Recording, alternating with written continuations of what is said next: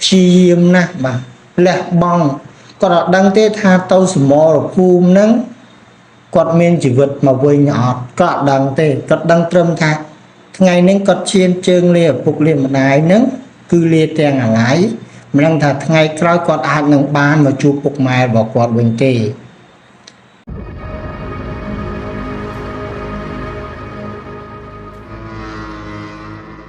រៀបសួរពុកម៉ែបងប្អូនទាំងអស់គ្នាថ្ងៃនេះវិលមកជួបខ្ញុំបានសារជាថ្មីជាមួយនឹង Channel YouTube របស់ខ្ញុំផងដែរហើយថ្ងៃនេះផងដែរខ្ញុំបាននឹងលើកយកប្រធានបទមួយដែលតាក់ទងជាមួយនឹងសង្គ្រាមហើយមែនទែនទៅភាពជាសង្គ្រាមនេះវាពិតជាធ្វើឲ្យយើងមានភាពក្តុកក្តួលអារម្មណ៍និងមានអតីតកាលជាច្រើនដែលដូនតាខ្មែរយើងមិនថាចំនួនណាដូចចំនួនណាទេសុទ្ធសឹងតែមានគេហៅថាវិបដិសារីក៏ដូចជារឿងរ៉ាវជាក់ស្ដែងក្នុងជីវិតក្នុងមជ្ឈដ្ឋាននៃពេលវេលាដែលគាត់រស់នៅហ្នឹងហើយថ្ងៃនេះខ្ញុំលើកយកប្រធានបទនៃសាច់រឿងដែលខ្ញុំបានតាក់តែងហើយរឿងនេះផងដែរវាមិនមែនជារឿងមួយដែលខ្ញុំបានសរសេរជាអត្ថបទប្រឡោមលោកទេវាគ្រាន់តែជារឿងដែលខ្ញុំបានតាក់តែងជាអត្ថបទមួយដែលនឹងនិយាយនៅក្នុង Channel YouTube របស់ខ្ញុំហើយមួយវិញទៀតខ្ញុំធ្វើវីដេអូនេះឡើងដើម្បីចងក្រងនៅតថភាពនៃសាច់រឿងមួយនេះដែលវាជាប្រភេទសាច់រឿងនៃភាពជូរចត់ដែលវាហាក់បីធ្វើឲ្យយើងមិនអាចបំភ្លេចបានគឺជីវិតខ្ញុំក្នុងអតីតកាលនៅក្នុងនេះផងដែរគឺតួអង្គរបស់យើងគឺឈ្មោះនីងខុមនីងណូសអីហើយនឹងងអានថានីងខុមខនឹងម៉ូខុមតួអង្គរបស់យើងនីងខុមហ្នឹងគឺជាមនុស្សម្នាក់ដែលជាតួអង្គឯកហើយគឺជាតួអង្គមួយដែលពោពេញទៅដោយមនោសញ្ចេតនានិងសេចក្តីឈឺចាប់ជាច្រើននៅក្នុងជីវិតពេលដែលខ្ញុំនិយាយប៉ុណ្នេះអ្នកទាំងអស់គ្នានឹងអាចដឹងថាសាច់រឿងមួយនេះវាផ្ដោតសំខាន់លើតថភាពឯគេខ្លះនៅក្នុងរបបខ្មែរក្រហមនៅក្នុងរបបមួយដែលពោពេញទៅដោយភាពឈឺចាប់ក្នុងនោះគឺតួអង្គរបស់យើងគឺជាទាហានមួយដែលជាទាហានរំដោះរណសេរីនៃតបខ្មែរក្រហមនឹងគឺមានថាតួអង្គដែលជាទាហានដែលទៅរំដោះប្រឆាំងជាមួយនឹងខ្មែរក្រហមតែជាទាហានជាមួយនឹងរណសេរីសាមគ្គីនៃរវាងកម្ពុជាដែលមានការពឹងពាក់ពីប្រទេសជិតខាងគឺវៀតណាមតែក្នុងនោះគឺសម្ដេចតេជោហ៊ុនសែនគាត់បានទៅពឹងពាក់ទាហានវៀតណាមដើម្បីឲ្យមកជួយរំដោះហើយក្នុងនោះផងដែរក៏មានក្រុមទាហានស្ម័គ្រចិត្តនៃកម្ពុជាដែលមានសម្ដេចនរោត្តមសីហនុគាត់បានជួយជ្រោមជ្រែងឲ្យប្រឆាំងជាមួយនឹងកងទ័ពខ្មែរក្រហមដែលជាកងទ័ពខ្មៅងងឹតហើយក៏ជាអធិមលអត់សាសនាបាទដែលជាការបំពេញមួយឥតព្រំដែននៅក្នុងប្រវត្តិសាស្ត្រកម្ពុជានៅក្នុងអំឡុងឆ្នាំ1975ហើយរឿងនេះ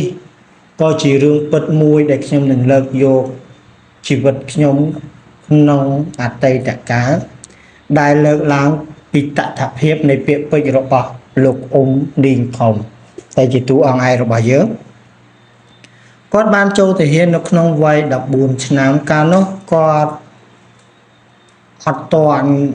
កាន់កភ្លើងថ្នឹកដៃទេពាក្យថាថ្នឹកមានន័យថាកាន់ឲ្យវាគេហៅថាថ្នឹកស្គាល់ពាក្យថ្នឹកទេបងប្អូនបាទភាសាខ្មែរយើងគេហៅថាថ្នឹកដៃគឺមានន័យថាល្អបាទគាត់អត់តន់កាន់កភ្លើងបានថ្នឹកដៃទេហើយការចូល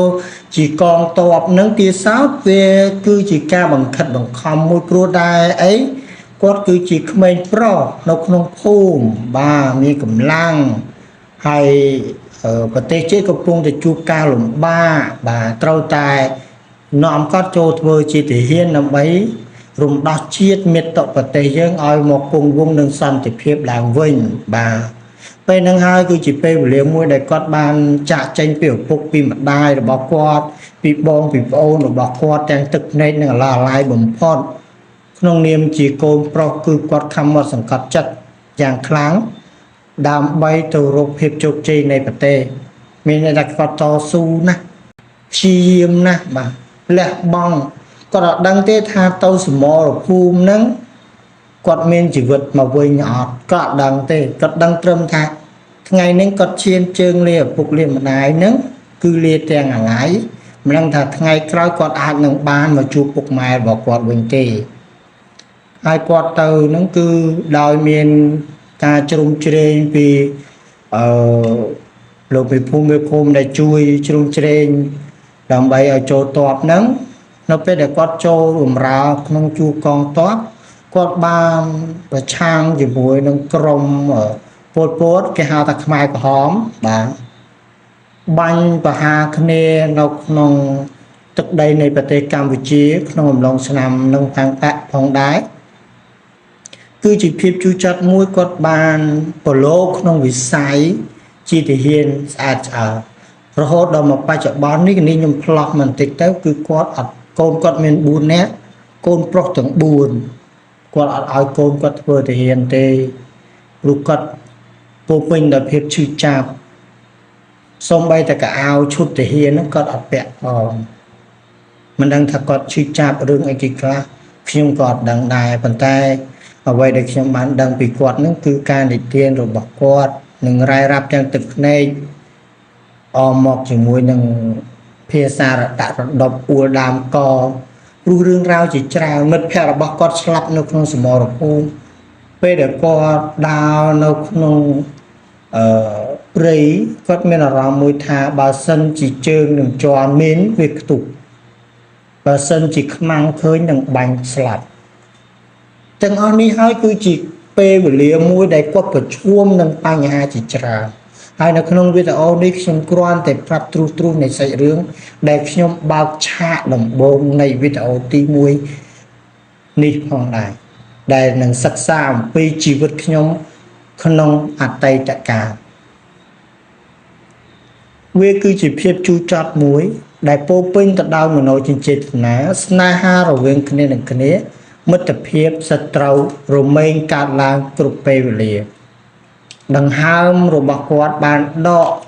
អមទៅដោយកែវភ្នែកដែលបានសម្លឹងទៅកាន់ទ្វីបលោកទាំងមូលតាមរយៈប្រច័ណ្ឌពេញវងគាត់បានឃើញគ្រប់ទិសទីនៃភាពស្រណោះស្រណោករូបភាពជាច្រើនដែលគាត់បានឃើញក្នុងកែវភ្នែកនោះគឺជាម្ដាយគឺជាឪពុករបស់គាត់កូនប្រុសដែលត្រូវឃ្លាតឆ្ងាយពីគ្រួសារហើយដឹងថាគ្រួសារកំពុងមានទុក្ខលំបាកមានការគៀបសង្កត់គាត់គឺមានភាពឈួលច្បល់ខ្លាំងមែនតើហើយគាត់ព្យាយាមរស់ក្នុងសមរភូមិរហូតកិច្ចក្របគ្រប់បែបយ៉ាងនេះគឺជារឿងរ៉ាវដែលគាត់បាននិយាយទាំងទឹកនេះក្នុងនោះផងដែរក៏មានការប្រឆាំងមានការវេតម្លៃមានការគំរោះគំរើយពីមជ្ឈដ្ឋានខាងក្រៅដូចគ្នាមិនថាមិត្តរួមអាវុធនោះទេទោះបីអ្នកណាក៏ដោយឲ្យតែយើងឃើញឲ្យតែគេឃើញយើងថាយើងលេចធ្លោបន្តិចបន្តួចគេនឹងមាក់ងាយគេនឹងច្រណែននិន្ទាយើងជាក់ជាមិនខាននេះគឺជាចំណុចមួយដែលខ្ញុំនឹងលើកយកនិយាយនៅក្នុងសាច់រឿងនេះខ្ញុំជូរចត់ខ្លាំងបំផុតនៅពេលដែលគាត់ធ្វើសង្គ្រាមកាលនោះបាញ់គ្នានៅប៉ៃលិនបាទប៉ៃលិនកំពុងតែមានការផ្ទុះអាវុធខ្លាំងរវាងខ្មែរអ៊ីស្រាអែលនិងខ្មែរក្រហមដែលកាលនោះខ្មែរក្រហមអត់ទាន់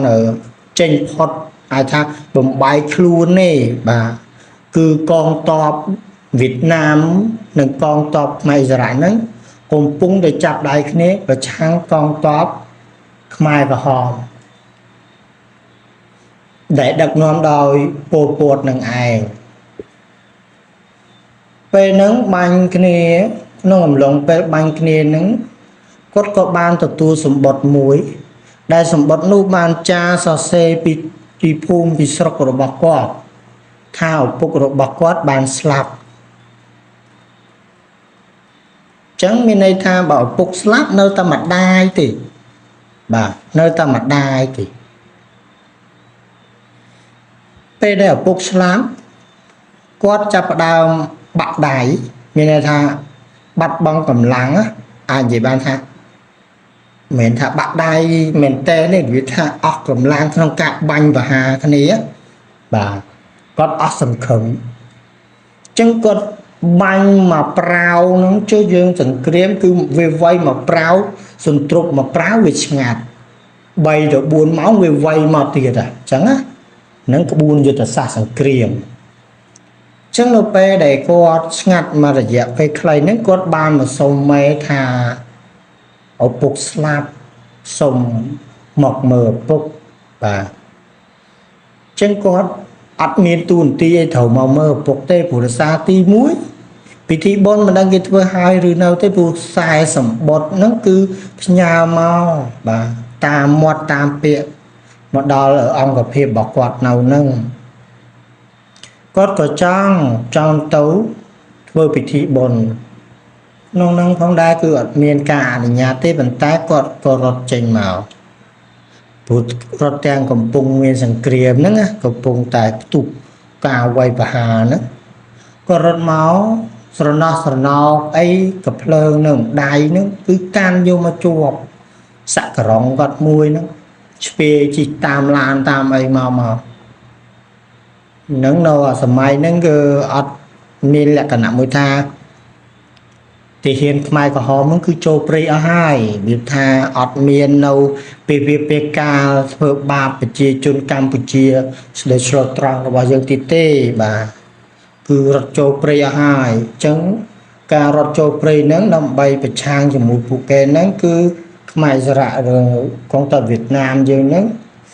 បានព្រួតដៃគ្នាបដិញចេញពីព្រៃឬក៏ចាប់បង្ហាយបំបីទ្រូងចេញនឹងទៅកុំឲ្យមានការសាមគ្គីនិងវាយប្រហារបន្តទៀត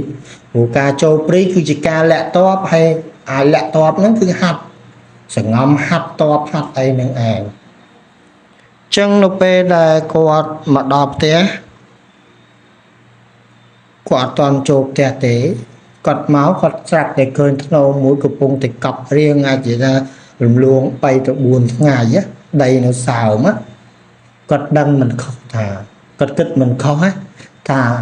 ធ្នូមួយនេះគឺជាធ្នូរបស់ពុកគាត់ឃើញគាត់ស្រក់ទឹកភ្នែកគាត់ស្រក់ទឹកភ្នែកហើយក៏ភ្លើងនៅដៃហ្នឹងធ្លាក់ពីលើដៃក្ដុបវាមិនស័កសមជាកូនប្រុសតតែសោះខ្លួនជាទាហានកំពុងតែវាយខ្មាំងសត្រូវរត់ចោលសមរភូមិមកជួបឪពុក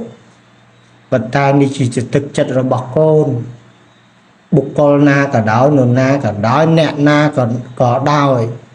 បើដឹងថាគ្រួសារកំពុងលំបាកវេទនាយើងទ្រាំខំមាត់សង្កត់ចិត្តពេលនោះហើយគឺជាពេលវេលាមួយដែលគាត់ទឹកភ្នែកហូរស្រក់មិនដឹងមកពីណាធ្លាក់មកលើទ្វីបនៃភពផែនដីរបស់យើងហូរមកយ៉ាងត្រស្រាក់ស្រស្រាមទាំងដែលខ្លួនគាត់ជាទាហានត្រូវតែរឹងមាំបាទគាត់ទៅបាត់បង់ឪពុកគាត់នឹងពិបាកចិត្តកាន់តែខ្លាំងរបស់គាត់ព្រោះថាទី1គ្រួសារសំខាន់បំផុតគឺឪពុកជាអ្នកគ្រប់គ្រងបងប្អូនប៉ុន្មានអ្នកទៀតសិតតែស្រីគឺត្រូវនៅមួយម្ដាយហើយគាត់គឺត្រូវតែត្រឡប់ទៅសមរភូមិវិញចុងក្រោយគឺកាត់ទៅវិញអត់បាននៅយូរទេនៅហូបបាយអីរយៈពេលមករសៀលពេលដែលគាត់មកដល់ពេលព្រឹកនឹងមករសៀលហើយគាត់ឡើងឡានត្រឡប់ទៅវិញនៅពេលដែលគាត់បានដឹងថាពុកគាត់បានបញ្ចុះទុកហើយអស់ហើយទំនៀមទម្លាប់នៅភូមិស្រុកនេះគឺគេបញ្ចុះហើយរយៈពេល4ទៅ5ឆ្នាំបានគេកើងសាកសពហ្នឹងយកមកបូជាហើយដាក់កោដ្ឋនឹងគឺជាប្រពៃណីមួយដែលខ្មែរយើងនៅតាមតំបន់ភាគខាងកើតជាប់កម្ពុជាក្រោមអីហ្នឹងគឺធ្វើបាទវាជាបែកខាងខ្ញុំនឹងឯងហើយអ៊ំខ្ញុំក៏គាត់នៅស្រុកនៅភូមិមួយខ្ញុំដែរពេលដែលគាត់ទៅវិញគឺគាត់ជួបរឿងរ៉ាវជាច្រើន មិត្តសម្លាញ់របស់គាត់ត្រូវបានស្លាប់បាត់ទាំងសាកសពគាត់ក៏ត្រូវក្របកំភ្លើងត្រូវពេទ្យជំនួយជួយបានទាន់ពេលវេលាហើយគាត់មានរស់រានគាត់មានជីវិតរស់រានមានជីវិតដល់ថ្ងៃហ្នឹងណាគាត់មានអាចកំផាំងមួយគឺមានខ្នាយតាន់សក់កណ្ដាញ់តាមការពារគុំក្រងគាត់ស្រាគាត់កំពុងផឹកនៅក្នុងសមរភូមិដែលគាត់ដេកយាមដើម្បីទៅសើបការថាខ្មាំងហ្នឹងគេពងធ្វើអីគាត់មកដល់ពាក់កណ្ដាលព្រៃហ្នឹងគាត់ដែលថាស្មុកពេកពីអ្នកមិត្តភ័ក្តិសម្លាញ់ហ្នឹងឈ្មោះភីគាត់ក៏បានអុកកែវស្រាថ្នាំដែលស្រាសដែលដាក់ជាប់ខ្លួនហ្នឹងហូបលេងបន្តិចហ្នឹងកាន់តែជីបនឹងហូបគាត់ក៏ភ្លើងមុខផាំងវាយកែវផាច់គាត់ចល័តលឿនឆ្លែវនេះគឺជាសម្ដីដែលគាត់បាននិយាយហើយវីដេអូនេះខ្ញុំនឹងនិយាយតាំងពីដើមនៃសាច់រឿងរបស់គាត់រហូតដល់ទីបញ្ចប់នៃសាច់រឿងរបស់គាត់ហើយនឹងមានថ្ងៃណាមួយខ្ញុំនឹងនាំគាត់ឲ្យគាត់និយាយពីបែបបទនៃជីវិតនៃអតីតកាលរបស់គាត់ដើម្បីថតជាคลิปមួយឬក៏ជាអត្ថសម្លេងមួយព្រោះដោយសារទីមួយលោកអ៊ំរបស់ខ្ញុំនេះគាត់អត់សូវនិយាយថា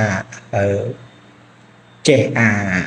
ខាងsocial media នឹងទេក៏អត់សូវវាថាគាត់អៀនជាមួយនឹងកាមេរ៉ានឹងខ្លាំងមែនតើនៅពេលដែលខ្ញុំបានជំនុំលេងជាមួយគាត់នៅផ្ទះហ្នឹងគឺនៅពេលដែលខ្ញុំតោងទូរស័ព្ទថតរូបគាត់ម្ដងគឺគាត់ថាថតធ្វើអីចេះចុះហើយដូចជារូបនេះវិញគឺរូបដែលខ្ញុំលួងគាត់ទេលួងណាអ៊ំម៉ែងឈរនៅក្បែរកបីម៉ែងទីមួយខ្ញុំថតហើយខ្ញុំកាត់តាមប៉ុណ្ណឹងបាទ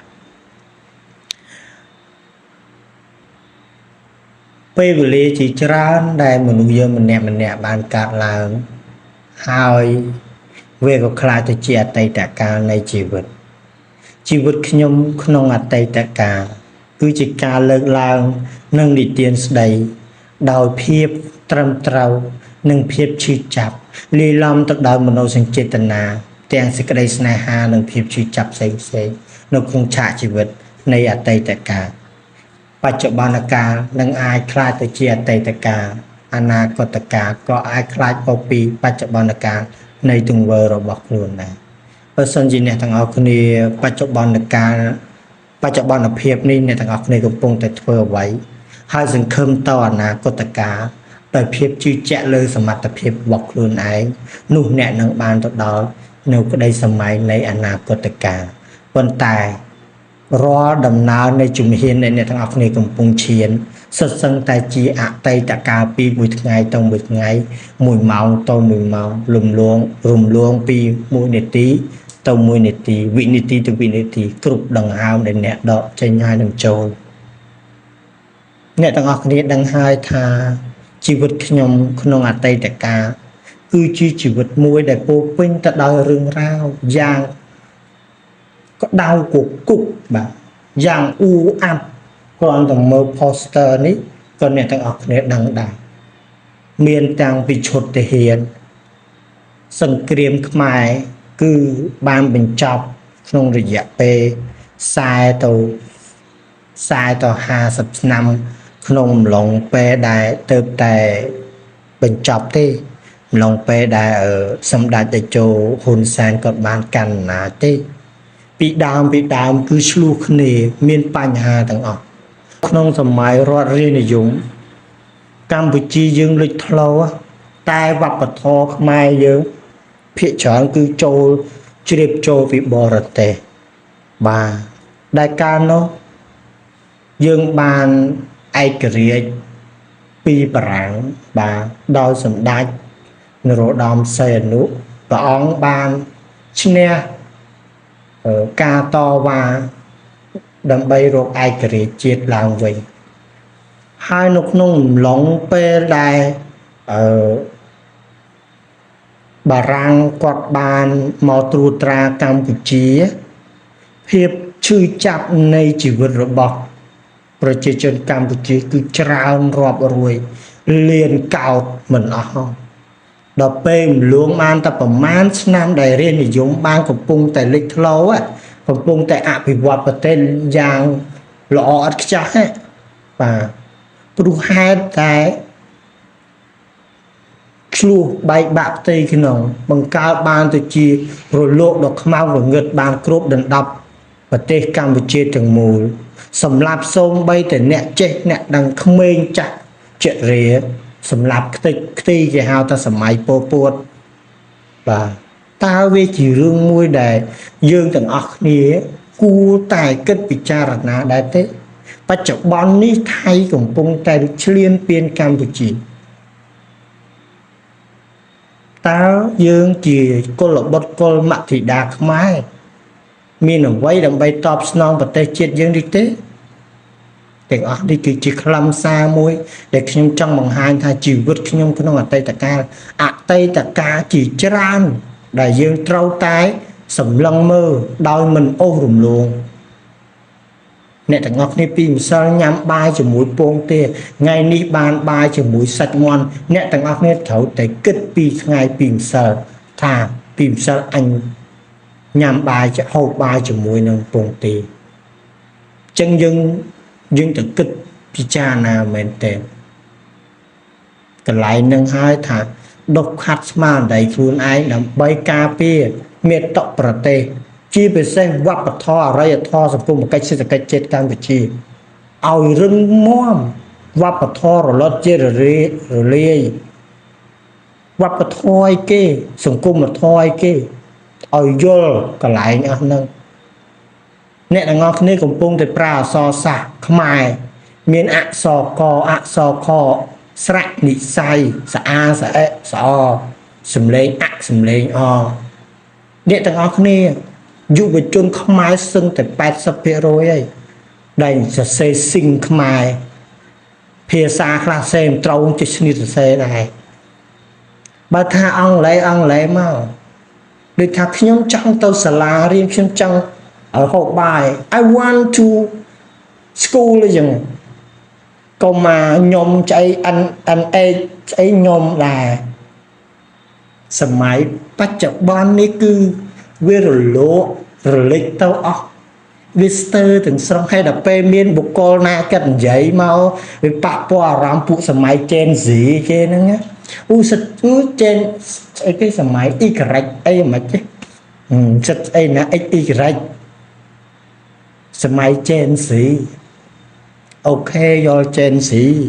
តនសម័យបច្ចេកទេស AI លំហាត់មួមិនគិតទេថតខ្វាច់បាញ់ទៅ AI កត់ចម្លងតាមអូខេនឹងហើយគឺជាមាតុប្រទេសយើងមែនទេហើយមានខ្មែរយើងជាច្រើនដែលគាត់ខំប្រឹងណាស់កុំមើលតែអ្នកដែលបំផ្លាញសង្គមទៅមើលនោះអ្នកដែលលេចធ្លោជាមួយសង្គមក្មេងមួយចំនួន